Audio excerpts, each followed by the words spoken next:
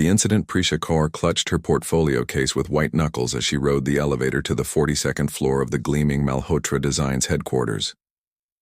After years of struggling in smaller firms, landing a position at India's most prestigious architectural company felt like winning the lottery, if lottery winners suffered from crippling anxiety. "First day jitters?" asked the woman beside her, dressed in an immaculate pantsuit. "Is it that obvious?" Prisha attempted a smile, adjusting her glasses. "I'm Divya, head of HR. Don't worry, everyone's nervous their first day. Just don't spill anything on Aryan Malhotra, and you'll be fine."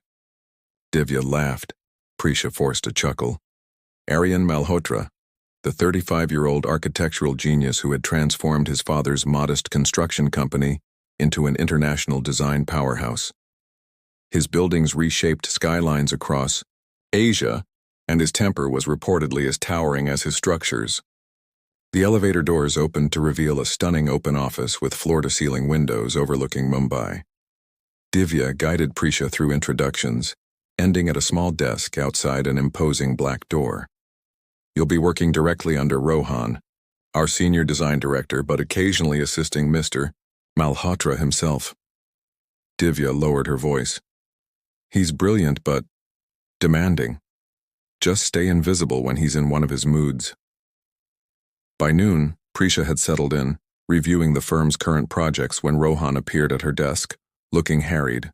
"Emergency meeting. Malhotra's here and the Dubai client changed specifications again. Grab your tablet and these blueprints." He paused. "And we need coffee. Lots of it. Everyone's been here since dawn." 5 minutes later, Prisha balanced a tray of 8 coffee cups while trying to hold the rolled blueprints under her arm. The conference room door was heavier than expected, and as she pushed through, the blueprints began slipping. She lunged to catch them, sending the coffee tray tilting precariously. Time slowed. Prisha watched in horror as the cup slid across the tray, hot liquid arcing through the air directly toward a man standing at the head of the table. Aryan Malhotra turned just as the coffee wave hit him, drenching his tailored navy suit and white shirt. The room fell into absolute silence. Prisha stood frozen, face burning with mortification. Malhotra was younger than she'd expected, with intense eyes currently widened in shock as coffee dripped from his chin onto the marble floor. I'm so sorry," Prisha stammered, dropping the empty tray with a clatter. "I'll get towels. I'll pay for dry cleaning. I'll resign." She expected rage. Everyone in the room seemed to be holding their breath, waiting for the explosion. Rohan had gone pale, but Aryan Malhotra simply looked down at his ruined suit, then back at Prisha. For a moment, something unreadable flickered across his face. "What's your name?" he asked, his voice surprisingly quiet. "Prisha Kaur, sir. Today's my first day." "Hell of a first impression, Ms. Kaur." To everyone's astonishment, the corner of his mouth twitched upward. "Though I suspect the Dubai project is more in need of saving than my suit." He turned to his stunned executives. "Give me 10 minutes to clean up. When I return, I expect solutions, not excuses." Looking back at Prisha, he added, "And perhaps tea next time, not coffee." After he left, the room erupted in whispers. Prisha felt dizzy with relief and confusion. Rohan approached her, looking bewildered. "I've seen him fire people for bringing him the wrong pen. Whatever you did, don't question it. Just get those towels and then stay out of sight." But later, as the meeting reconvened with Aryan in fresh clothes, Prisha noticed him watching her from across the room. Not with anger, but with something like curiosity. When she presented her suggestions for the modified designs, ideas she'd developed that morning, he listened intently, asking incisive questions that both terrified and exhilarated her. As the day ended, Prisha packed up her desk, still shaken but somehow not unemployed. A message appeared on her computer. "Ms. Kaur, your design adaptations showed promise. I'm assigning you to the Dubai team. Don't make a habit of the coffee incidents, but do continue thinking outside conventional parameters." AM. Prisha stared at the screen, heart racing. Somehow her catastrophic first day had turned into an opportunity. But as she gathered her things, she couldn't shake the memory of those intense eyes studying her, as if seeing something no one else had noticed before. Ripples of change. 3 weeks after the infamous coffee incident, Prisha found herself working late, the Dubai project having consumed her life. The office was nearly empty, just a few scattered desk lamps illuminating dedicated souls working through the night. She stretched her arms above her head, easing the tension in her shoulders from hunching over detailed renderings for hours. You've made some interesting modifications to the environmental systems. Prisha nearly fell out of her chair. Aryan Malhotra stood behind her, jacket off, sleeves rolled up to his elbows, looking at her screen with undisguised interest. "Mr. Malhotra, I didn't realize you were still here."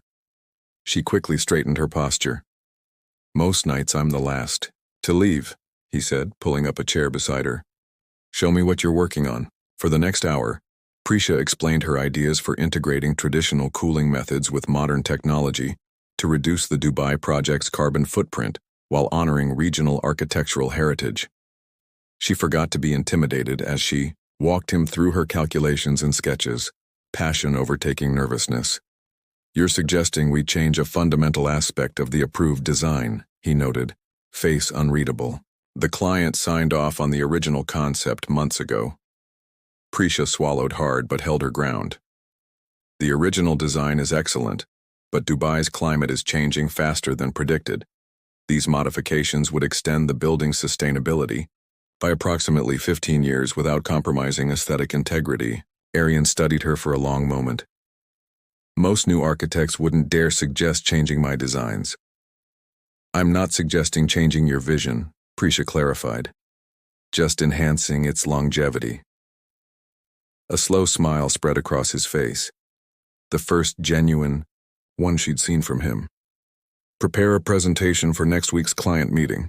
You'll present these modifications yourself." The following days became a whirlwind. Word spread quickly that the new architect had somehow won Aryan's approval, creating ripples throughout the firm. Some colleagues grew resentful, others curious. Rohan pulled her aside after a team meeting. "Whatever spell you've cast on Malhotra, it's unprecedented," he said, keeping his voice low. "He's never given a junior architect this much latitude." "I'm just doing my job," Prisha insisted.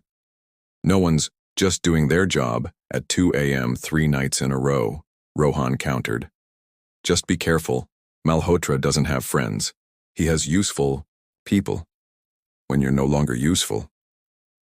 He left the sentence hanging. Despite Rohan's warning, Prisha couldn't help noticing changes in Aryan. He'd begun taking lunch in the common area occasionally rather than his private office, listening to team discussions instead of dictating solutions. Sometimes she caught him watching her when he thought she was focused on work, his expression thoughtful. The night before the client presentation, Prisha stayed late finalizing details. The cleaning staff had come and gone, and she assumed she was alone until she heard soft music drifting from Aryan's office. Curious, she followed the sound and found his door ajar, warm light spilling into the darkened hallway. Inside, Aryan sat on his office couch, eyes closed, listening to classical Indian fusion music, a half-empty glass of whiskey in his hand. He looked younger, the perpetual tension in his shoulders momentarily absent. Prisha turned to leave, but the floor creaked beneath her foot. Aryan's eyes snapped open. "I'm sorry to intrude," she said quickly. "I was just finishing up." "Come in, Ms. Kaur," he said, gesturing to the chair across from him. "Unless you're eager to return to an empty apartment?" Surprised by his perception, she hesitantly entered. "How did you know I live alone?" "The hours you keep. No one works until midnight regularly if someone's waiting at home." He poured another glass and offered it to her. "Nervous about tomorrow?" Accepting the drink, Prisha nodded. "Terrified, actually. I've never presented to clients at this level before." "You'll do fine. You know the material better than anyone." "Even you?" The words slipped out before she could stop them. To her relief, he laughed, a rich sound she'd never heard before. "Even me in this case. That's why I trust you with it." The word trust hung between them, weighty and unexpected. "Why did you give me this chance?" she asked suddenly. "After I ruined your suit, most CEOs would have fired me on the spot." Arian was quiet for a moment. Do you know what everyone in that room was thinking before you spilled that coffee? That we needed to placate the client, compromise our vision, to meet their demands. He swirled his drink thoughtfully. Then there you were, dripping coffee and mortified. But the first thing you did after apologizing was salvage those blueprints. Not your dignity. It showed where your priorities lie. With the work, Prisha murmured. Precisely. His eyes met hers. That's rare, Miss Kaur. Please call me Prisha. If we're drinking together after hours, formality seems excessive. Prisha, he repeated, as if testing how her name felt. Then you must call me Arian, at least when we're alone. The client meeting the next day exceeded all expectations. The Dubai developers were impressed by Prisha's innovations, approving the modifications unanimously. As the clients left, congratulating Arian on his brilliant young protégé, she caught his eye across the room. He gave her a subtle nod, pride evident in his expression.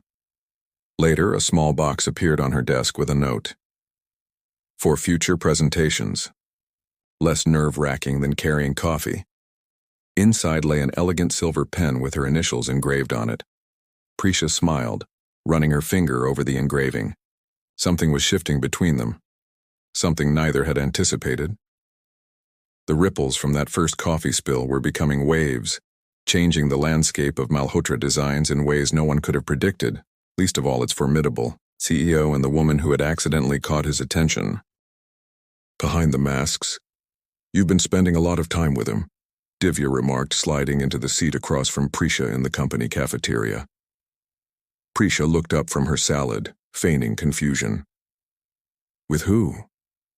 Divya rolled her eyes. Don't play, innocent. The entire office is talking about how Arian Malhotra, the man who once fired his own cousin for being 5 minutes late to a meeting, now regularly seeks your input on the Dubai project. Heat crept up Prisha's neck. It's purely professional. He values my perspective on sustainable design. And that's why you were leaving his office at 11 p.m. last Thursday? Divya raised an eyebrow. Look, I'm not judging. I'm worried. Arian doesn't let people get close. There's a reason for that. What reason? Prisha asked before she could stop herself. Divya leaned forward. 5 years ago, Arian was engaged to Tanvi Sharma. Brilliant investment banker, came from old money. They were architecture's power couple. Then Malhotra Designs bid on the Singapore Central Tower. Tanvi's family firm was backing a competing architect. Let me guess, she chose family loyalty? Worse, she'd been feeding Arian's design concepts to her family's architect for months. The competing bid was basically Arian's work with minor tweaks. Divya's voice dropped lower. When he confronted her, she claimed she'd only gotten close to him for business intelligence. Said his designs were brilliant, but his emotional vulnerability was his biggest weakness. Prisha's appetite vanished. That's awful. After that, he became the Arian Malhotra everyone fears. Brilliant but ruthless, trusting no one. Divya gathered her things. So, whatever's happening between you two, tread carefully. He might be thawing, but wounded people have sharp edges. That conversation lingered in Prisha's mind as she drove to the construction site that afternoon. The Dubai project had moved from design to initial groundbreaking, and Arian had asked her to accompany him to inspect the foundation work. They walked the perimeter together, hard hats on, discussing technical details with the site manager. Arian was in his element, authoritative but respectful to the construction crew. Prisha noticed how differently he treated the laborers compared to corporate executives, more genuine, less guarded. As they were leaving, Arian's phone rang. His expression darkened as he answered. When? He demanded then. I'll be there in 20 minutes. He turned to Prisha, conflict evident in his eyes. My father's had another episode. I need to go to the hospital. Of course, she said immediately. I can take a taxi back. Actually, he interrupted, seeming uncharacteristically uncertain. Would you mind coming with me? The medical terminology. Sometimes I miss important details. The request surprised her, but she nodded without hesitation. At the hospital, Prisha witnessed a side of Arian she'd never imagined existed. Gone was the commanding CEO, replaced by a concerned son speaking softly to an elderly man whose brilliant mind was slowly being claimed by early-onset Alzheimer's. "Who's this beautiful girl, Arian?" his father asked, eyes brightening when he noticed Prisha. "This is Prisha, Baba. She works with me at the firm." "Ah, finally a girlfriend. Your mother would be so pleased." "Baba, it's not like that," Arian corrected gently, but his father had already shifted topics, talking about a project he'd designed decades ago as if it were still on his drafting table. Later, in the hospital corridor, Arian ran a hand through his hair, exhaustion etched on his face. "I'm sorry you had to witness that." "Don't apologize," Prisha said softly. "He seems like a wonderful man. He was the best architect in Mumbai once. Taught me everything I know." Arian's voice carried a rare vulnerability. "Now he barely remembers his own designs most days. The doctors say it's progressing faster than expected. Is that why you push yourself so hard?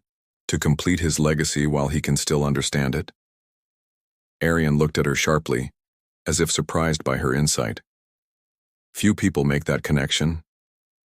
They ended up in the hospital cafe, 2 coffee cups between them. No chance of spillage this time, Arian had joked, the first reference to their initial meeting in months. "My father built human-centered spaces," he explained, stirring his coffee absently. "Community centers, affordable housing complexes, schools. Not particularly profitable, but meaningful. I was determined to prove his approach could also create commercial success. That's why the Dubai project means so much to you," Prisha realized. "It combines your commercial vision with his environmental ethics." Arian nodded. "And then you came along with your spilled coffee and brilliant modifications, pushing it even further in that direction. Is that why you didn't fire me?" she asked, emboldened by this rare moment of openness. "Because my ideas reminded you of your father's principles?" "Partly," he admitted. "But also because you stood your ground after making a mistake. You didn't grovel or make excuses. Do you know how rare that is in a world where everyone's terrified of failure?" Their conversation continued long after they left the hospital, moving to a small roadside dhaba where they ate simple food and shared stories from their pasts. Her struggle as a woman in architecture, his complex relationship with his father's legacy, their shared love of designs that honored cultural heritage while embracing innovation. Returning to her apartment building after midnight, Prisha realized something fundamental had shifted. She'd glimpsed behind Arian's carefully constructed mask, and he behind hers. The polished CEO and the determined young architect had momentarily set aside their professional personas, revealing the complex, vulnerable humans beneath. As she stepped out of his car, Arian caught her hand. "Thank you," he said simply. "For today." The warmth of his fingers lingered long after she'd entered her building, along with Divya's warning. Wounded people have sharp edges. But now Prisha understood something crucial. Behind Arian's sharp edges lay depth and pain and passion that matched her own. The question was whether either of them was brave enough to risk being wounded again. Walls coming down. The Dubai project was in crisis. An unexpected geological survey had revealed potential instability beneath the eastern section of the foundation, precisely where Prisha's innovative cooling system was to be anchored. The news broke during a tense video conference with the clients, who were already expressing concerns about mounting costs. "This will require substantial redesign," the lead engineer explained, displaying cross-sections on the shared screen. "We're looking at weeks of delay minimum." The client's representative leaned toward his camera. "Delays we cannot afford, Mr. Malhotra. Perhaps we should revert to the original design and avoid these experimental elements." All eyes turned to Arian, whose face remained impassive. Prisha felt her stomach twist. Her modifications were at the heart of this complication. If he abandoned them now, it would be professionally devastating but entirely justified. "The innovative systems designed by Ms. Kaur are not optional features," Arian stated firmly. "They represent the future of sustainable architecture in extreme climates. We will find a solution without compromise." After the call ended, the project team dispersed quickly, leaving Prisha and Arian alone in the conference room. She expected reproach but instead found him studying her thoughtfully. "You've already thought of something, haven't you?" he asked. Surprised by his perception, Prisha nodded hesitantly. "It's unconventional. We could invert the primary cooling shaft, creating a horizontal distribution system rather than vertical. It would require reconfiguring the interior atrium, but—" "Show me," he interrupted, pulling his chair beside hers. They worked through the night, surrounded by sketches and 3D renderings. As dawn broke over Mumbai, they had developed not just a solution but an improvement. The modified design would be more efficient than the original. Arian stretched, suppressing a yawn. "We need to sleep before presenting this. Have dinner with me tonight to finalize the details." The invitation hung in the air between them. Not a business dinner, not with that tone. They both recognized the threshold they were approaching. "Is that wise?" Prisha asked quietly. "The office already talks. Let them talk." His eyes held hers. "I'm tired of making decisions based on what others might think." That evening, Arian took her to a small, elegant restaurant tucked away in an old neighborhood far from the corporate district. The owner greeted him warmly, leading them to a private table on a balcony overlooking a forgotten garden. "You come here often?" Prisha asked, noticing the familiarity. "My father designed this building 30 years ago," Arian explained. "It was originally a family home before being converted. I come here when I need to remember why architecture matters, not for prestige, but for how it shapes human experience."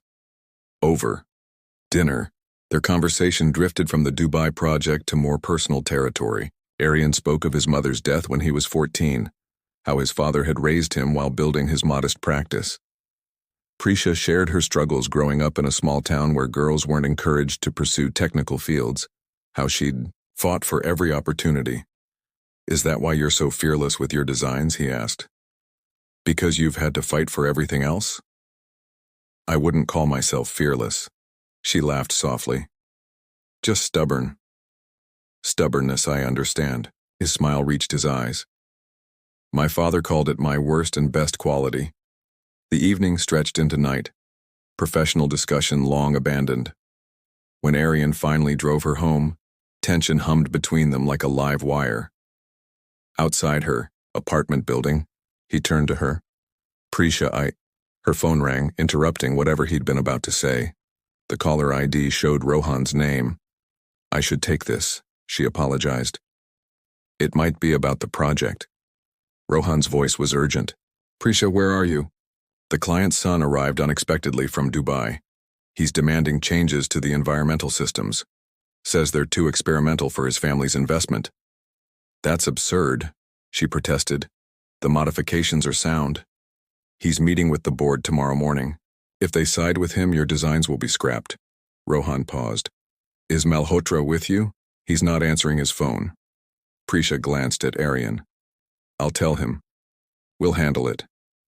After she explained the situation, Arian's expression hardened. The son is trying to assert control while his father's away. Classic power play. "If we lose the environmental modifications, the building won't be what we promised," Prisha said, distress evident in her voice. "We won't lose them." Determination flashed in his eyes. "Meet me at the office in 20 minutes. We're going to prepare a defense they can't refuse." They worked through another night, gathering data, preparing visualizations, and building an irrefutable case for the modified design. By morning, fueled by determination and too much coffee, they had assembled a presentation that would either save their vision or end it entirely. As they stood outside the boardroom, Prisha felt anxiety, threatening to overwhelm her. Arian must have noticed because he took her hand, his touch steadying. "Whatever happens in there," he said quietly, "you've already proven your worth, not just to the firm, but to me." The meeting was brutal.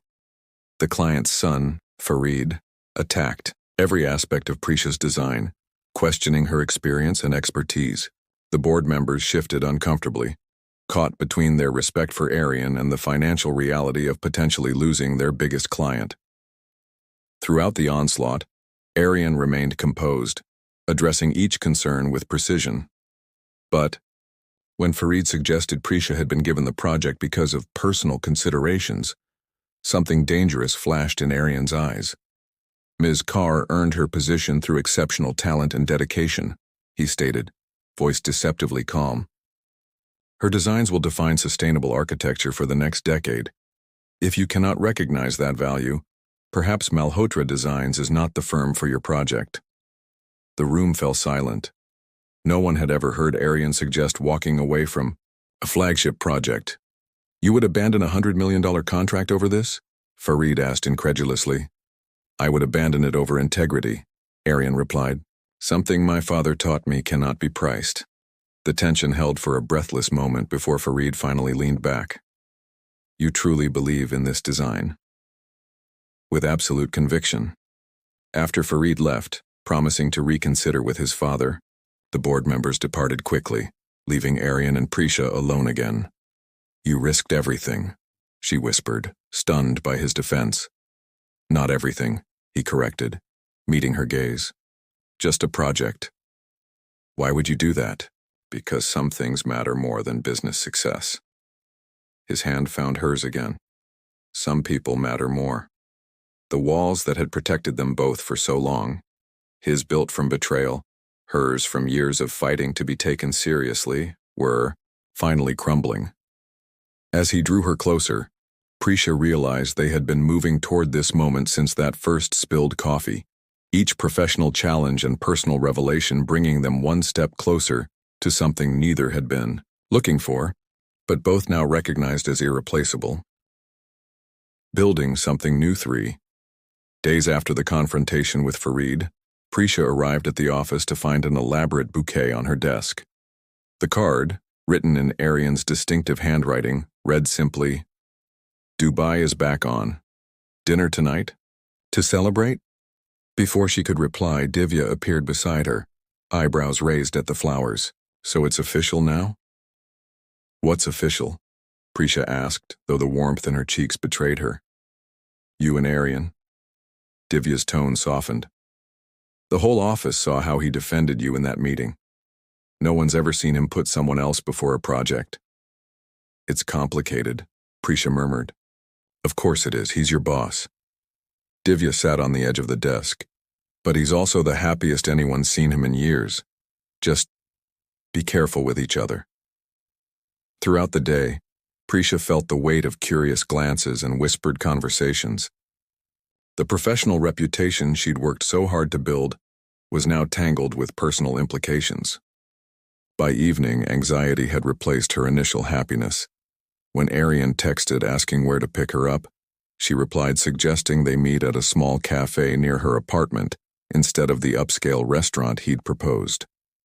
He was waiting when she arrived, casually dressed in jeans and a simple button-down, so different from his office persona that she almost didn't recognize him. His smile faded when he saw her expression. Something's wrong, he said immediately. Prisha took a deep breath. We need to talk about what's happening between us. I thought that was clear. His voice was cautious. At least it is to me. Is it? Because from the outside it looks like I've advanced through special treatment. The new architect who spilled coffee and somehow ended up in the CEO's inner circle. That's not what happened. But it's what people think, Prisha insisted, and perception matters in this industry. I've worked too hard to be seen as someone who succeeded through personal connections. Understanding dawned in his eyes. You're worried about your professional credibility, aren't you? What happens the next time we disagree on a design approach? Will people see it as a professional difference or relationship drama? What if things don't work out between us? Could I stay at the firm? Would I want to? Arian leaned back, running a hand through his hair. I hadn't considered all the implications. Because you've never had to, Prisha said gently. You're established, I'm still building my reputation. They sat in silence for a moment. The celebratory mood evaporated. Finally, Arian spoke. What if you didn't work directly under me? What do you mean? Malhotra Designs is expanding. We're opening a new division focused on sustainable architecture in developing regions. Exactly your specialty. His eyes lit up as he spoke. It needs a director with vision, someone who could operate with significant autonomy. And you think I'm qualified for that position? Prisha asked skeptically. I've been with the firm less than 6 months. You've accomplished more in those months than most architects do in years. He leaned forward. I was planning to announce the division next quarter, but we could accelerate it. You'd report to the board, not directly to me. Prisha considered the proposal. It would address the power imbalance, she admitted, but people would still talk. They'll talk regardless, Arian said with a wry smile, but they'll also watch what you build. In time, your work will speak louder than any gossip. Over the following weeks, they navigated the transition carefully. The new division was announced with appropriate fanfare, Prisha's qualifications, highlighted without any mention of her relationship with Arian. Their personal connection remained private, developing slowly away from office scrutiny. 3 months later, Prisha stood on the Dubai construction site, watching as her redesigned environmental system took physical form. The project was back on schedule, with Farid now one of her strongest advocates after seeing the potential economic advantages of the sustainable systems. Admiring your handiwork? Arian appeared beside her, hard hat in place, smiling at her evident satisfaction. It's surreal seeing it come to life, she admitted. Sometimes I still can't believe we pulled it off. I never doubted it. His hand brushed hers briefly, a subtle gesture invisible to the workers around them. The board meeting went well, by the way. Your proposal for the Nairobi project was approved unanimously. Pride surged through her. The Nairobi project was entirely her initiative, a community-centered development that embodied her vision for architecture that served people first, profit second. It was exactly the kind of work she'd dreamed of doing. That's wonderful. She beamed. I was thinking of bringing Nidhi on as project lead. She has experience in East Africa. Your division, your call, Arian said, and she could hear the respect in his voice. Professional respect, hard-earned and genuine. Later that evening, they walked along Dubai's waterfront, the cityscape glittering around them. Away from Mumbai's watchful eyes, they could be simply themselves, not CEO and director, not mentor and protege, just Arian and Prisha. My father's having a good week, Arian said, as they found a quiet bench overlooking the water. He asked about you again. Wants to know when you're coming for dinner. I'd like that, Prisha smiled. He always has the best stories about your childhood. Traitors, both of you. Arian laughed, but his eyes were soft. He says you remind him of my mother, brilliant and unwilling to let me get away with anything. High praise, she said, touched. The highest. He took her hand, his expression growing serious. I've been thinking about what you said months ago, about building your own reputation. You've done that, Prisha. Your division is already changing. Industry conversations about sustainability. We're just getting started, she said, thinking of the projects taking shape under her guidance. That's what I wanted to talk about. He shifted to face her fully. The Jakarta developer approached me last week. They want Malhotra Designs to establish a permanent presence in Indonesia to oversee the coastal restoration project. That's a huge opportunity, Prisha said, immediately seeing the potential. It would mean relocating for at least 2 years, building something new from the ground up. He paused, watching her reaction carefully. I recommended you to lead it. Prisha stared at him, processing the implications. You want me to move to Jakarta, away from Mumbai? Away from you? No, he said quietly. I want us both to go. Together. But the firm, your father, the firm has excellent leadership in place.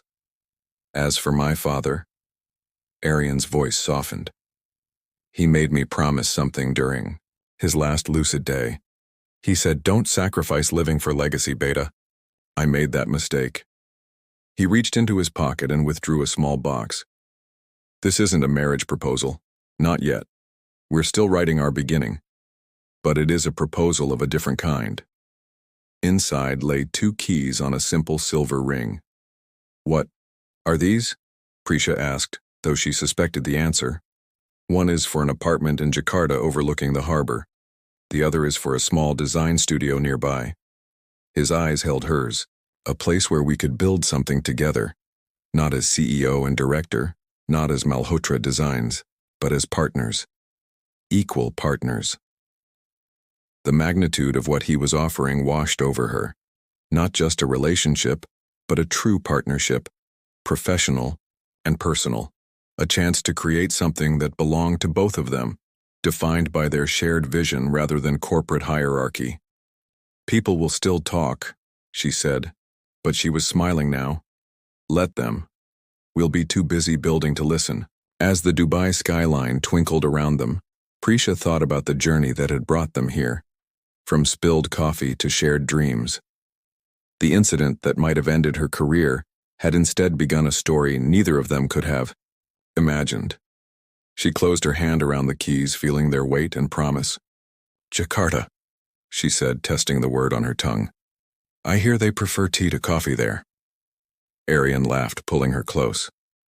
"I've always been more of a tea person anyway." The barriers between them, professional, personal, past wounds, had finally dissolved, revealing the foundation for something stronger than either had built before. A structure designed not just to impress or endure, but to shelter and nurture the unexpected connection that had begun with a simple accident and grown into the most meaningful project of their lives.